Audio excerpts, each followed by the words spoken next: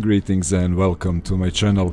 On today's menu we have 3 truly scary and downright horrific real demonic possession stories. By definition, demonic possession involves the belief that a spirit, demon or other entity can control person's actions. Those who believe themselves to be possessed commonly claim that symptoms of demonic possessions include missing memories, perceptual distortions, loss of a sense of control, and hypersuggestibility. Catholic exorcists differentiate between ordinary satanic activity or influence and extraordinary, which can take 6 different forms. Possession, in which Satan or demons take full possession of a person's body without their consent. Obsession, which includes sudden attacks of irrationality, obsessive thoughts. Oppression, in which there is no loss of consciousness or involuntary action. External physical pain caused by Satan or demons.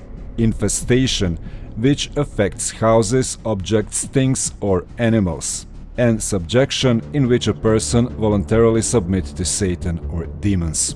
Before we go on with the stories, please like, comment, share and subscribe. Also visit my pal the 3X for some really scary ghosts caught on tape. Link is in the description box. Okay, grab your rosary and let's begin.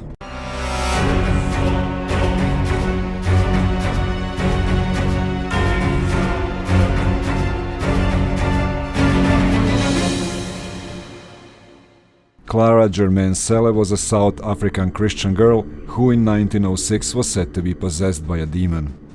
She is said to have been possessed when she was a 16-year-old schoolgirl at St. Michael's Mission in Natal, South Africa. The girl was an orphan of African origin and was baptized as an infant. At the age of 16, the girl made a pact with Satan, and this is said to be the cause of her demonic possession. Clara later revealed this information to her confessor, Father Coroner Erasmus. In an account written by a nun, Clara was said to be able to speak languages of which she had no previous knowledge. This fact was also witnessed by others who recorded that she understood Polish, German, French, Norwegian and all other languages. The nun reported that Clara demonstrated clairvoyance by revealing the most intimate secrets of people with whom she had never contact. Moreover, Clara could not bear the presence of blessed objects and seemed imbued with extraordinary strength and ferocity, often hurling nuns about the convent rooms and beating them up. The nun reported that the girl's cries had a savage bestiality that astonished those around her. In regards to the girl's voice, an attending nun even wrote, "No animal had ever made such sounds, neither the lions of East Africa nor the angry bulls. At times it sounded like a variety herd of wild beasts orchestrated by Satan had formed a hellish choir." Attending nun of St. Michael's Mission, Natal, South Africa. The girl, according to some, was said to have levitated 5 feet in the air, sometimes vertically and sometimes horizontally. When sprinkled with holy water, the girl is reported to have come out of her state of her satanic possession. According to Lutheran Pastoral Handbook, one possessing these symptoms is an indication that individual is truly possessed, rather than suffering from mental illness. Consequently, 2 Roman Catholic priests, Reverend Monsueti and Reverend Erasmus, her confessor, were appointed to perform an exorcism on Clara. The deliverance lasted for 2 days. During the exorcism, Clara's first action was to knock the Bible from the priest's hand and grab his stole in attempt to choke him with it. At the end of the exorcism, it was said that the demon was forced out and the girl was healed. For 6 years, Clara lived a demonic possession-free life until she died in 1912 from heart failure at age 22. However, history has lost track of and forgotten Clara in some version of her story.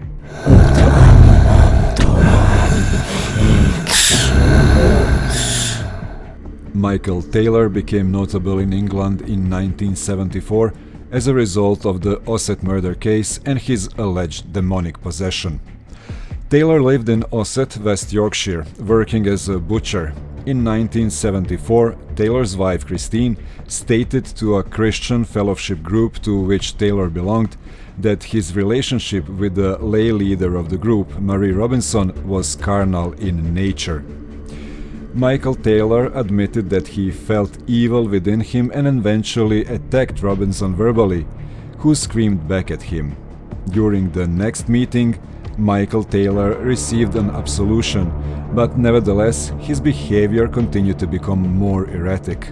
As a result, the local vicar called in other ministers experienced in deliverance in preparation to cast out the demons residing within the man. The exorcism, which occurred on 5th and 6th October 1974 at St. Thomas Church in Gauber, was headed by Father Peter Vincent, the Anglican priest of St. Thomas, and was aided by a Methodist clergyman, the Reverend Raymond Smith. According to Bill Ellis, an authority on folklore and the occult in contemporary culture, the exorcists believed that they had, in all-night ceremony, invoked and cast out at least 4 demons, including those of incest, bestiality, blasphemy, and loveness. At the end, exhausted, they allowed Taylor to go home, although they felt that at least 3 demons, insanity, murder, and violence, were still left in him. While at home, Taylor brutally murdered his wife Christine. He attacked her with his bare hands, tearing her eyes and tongue out and almost tearing her face off, then strangling their poodle.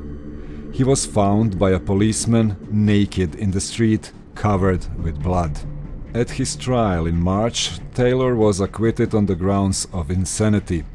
He was sent to Broadmoor Hospital for 2 years, then spent another 2 years in a secure ward in Bradford before being released.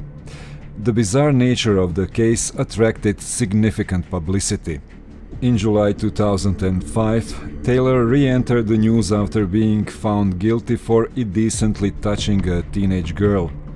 A week into his prison sentence for the crime, Taylor, who in the years since the trial had attempted suicide on 4 occasions, began exhibiting the sort of strange behavior that had preceded his wife's murder in 1974. When brought back before the court, they once again ordered him into psychiatrical treatment.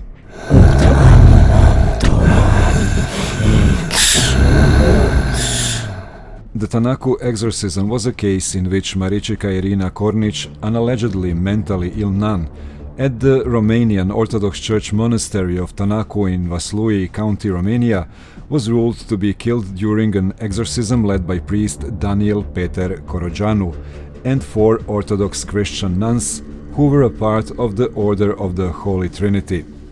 The case was widely publicized in the Romanian media, and following a lengthy trial, the priest was sentenced on appeal to 7 years, 1 nun to 6 years, and other 3 nuns to 5 years. However, many of Tanaku's residents, including Kornic's brother, believed her to have suffered from demonic possession. The coroner Dan Georgiou maintained that the nun's cause of death was due to an overdose of adrenaline given in the ambulance. In the aftermath of the Romanian Revolution of December 1989, the Socialist Republic of Romania, which officially promoted state atheism, collapsed, resulting in the end of persecution of Christians in communist Romania.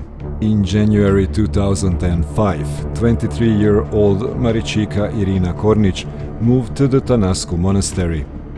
She was born into a broken family, and following her father's suicide, she and her brother grew up in an orphanage.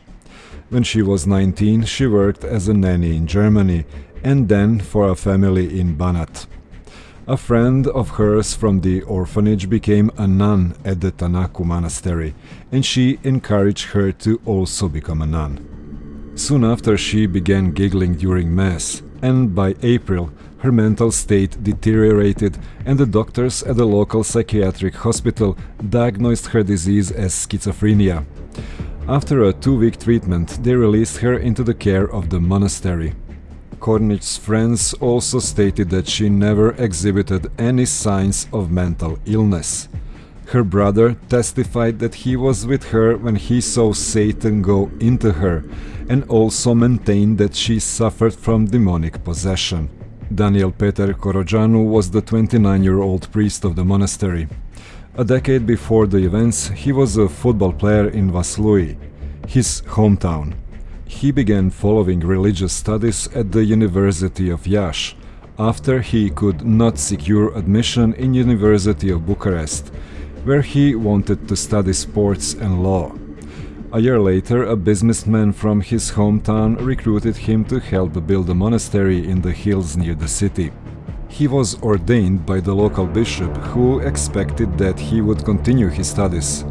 Nevertheless, he gave up his university education in order to devote himself to running the monastery. In 2003, Father Korojanu had some dispute with the diocese. When the bishop came to read him the canon law, he argued that the rules were 19th century innovations made by Freemasonry. The original community of monks dissolved as they left to become priests, and instead Korojanu organized a community of nuns who were, according to all accounts, completely devoted to him.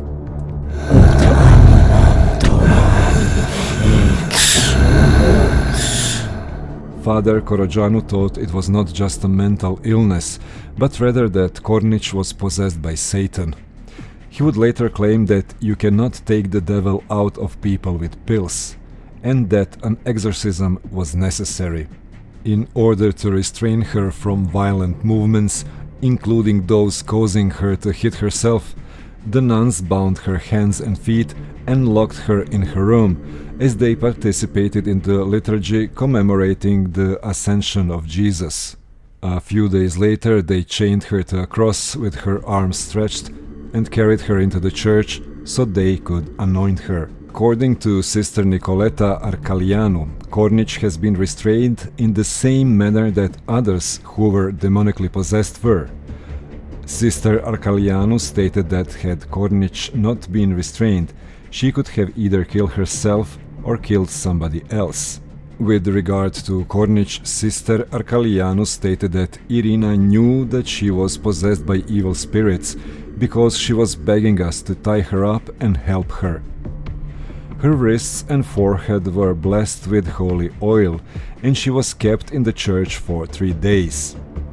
They put a towel in her mouth to stop her from cursing, and pray to cast out the devil as they wet her lips with holy water. Kornich was then moved to her room and untied. She was, according to Father Korojanu, cured. She was later given bread and tea, and fainted after eating. The nuns could not arouse her and sensed that her pulse was weak, and as a result they called an ambulance. While in the ambulance, she was administered 6 doses of adrenaline. By the time she reached the hospital, she was dead. The police were notified by the doctors at hospital, who noticed the marks left on her wrists and ankles by the chains. The 2005 autopsy claimed that she had died of dehydration, exhaustion, and lack of oxygen. Father Korojanu and the 4 nuns who helped him were charged with murder and depriving a person of liberty. Prosecutors sought a life sentence for Korojanu, but he was sentenced in 2007 to 14 years in prison, while the nuns were sentenced to between 5 and 8 years. Many individuals were present in the courtroom to support Father Korojanu and were distraught at the pronouncement of the verdict. The Court of Appeals reduced his sentence to 7 years, and Korojanu was freed on parole in November 2011 after serving 2/3 of his punishment. As Marichika Irina Kornich was lowered into her grave during her funeral, claps of thunder were heard, leading Korojanu to conclude that the will of God has been done. The Romanian Orthodox Church closed down the monastery and had Korojanu defrocked. In 2014, however, it was found that the cause of death was actually due to overdose of adrenaline given in the ambulance, with coroner Dan Georgiou stating, "I was part of the team who handled the exhumation of the nun's body. It was concluded that the woman died of an overdose of adrenaline. Don't ask me, I don't know why the judges did not take that into account." Father Corogianu stated that my biggest mistake was that I called the ambulance when I saw she was not moving. I think she died because the medics who came with the ambulance tried to resuscitate her by giving her too much adrenaline. Had I not called the ambulance, she would have been well now. In Tanaku, many people continue to maintain that Kornic was indeed possessed, rather than mentally ill, and that Corogianu did his best to help her. Veronica Tomulescu stated that it's not as if they actually killed her. They didn't stab her or shoot her. They took her to hospital alive. The 2012 movie Beyond the Hills, directed by Cristian Mungiu, was based on the novels written by Tatiana Nicolescu-Barn and inspired by Tanaku's case. The Crucifixion, released in 2017, is also based on Tanaku's Exorcism.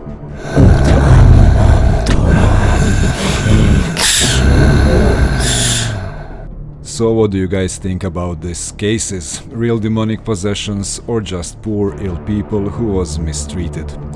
For me, demonic possession stories, books and movies are favorite type of horror because somewhere in the back of my mind I think it could all be real, and that's the scary thing about it. Before you leave, please like, share, comment and subscribe. Stay safe and I'll see you soon.